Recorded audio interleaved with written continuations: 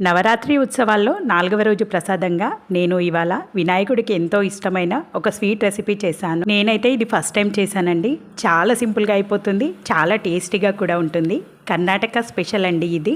పంచకజ్జాయ sweet చాలా బాగుంటుంది. ఒకసారి మీరు కూడా ట్రై చేయండి. ఎలా చేయాలో చూసేద్దాము. స్టవ్ పై గిన్నె పెట్టుకొని ఒక గ్లాస్ వరకు వాటర్ యాడ్ చేసి కొద్దిగా టేస్ట్కి తగ్గట్టుగా బెల్లం యాడ్ చేసుకొని ఒక మరుగు వచ్చే వరకు మరిగించిన తర్వాత కొద్దిగా జిగురుగా వచ్చిన తర్వాత పాకము స్టవ్ ఆఫ్ చేసి పక్కన పెట్టాలి.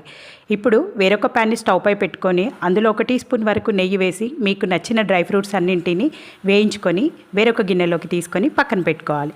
ఇప్పుడు మళ్ళీ అదే ప్యాన్ని స్టవ్ పై పెట్టుకొని ఒక 2 టీ స్పూన్ల వరకు నువ్వులు దోరగా ఫ్రై చేసుకున్న తర్వాత అందులోనే 2 గుప్పెల వరకు అటుకులు కూడా వేసుకొని వాటిని కూడా లైట్గా 1 నిమిషం పాటు వేయించుకోవాలి.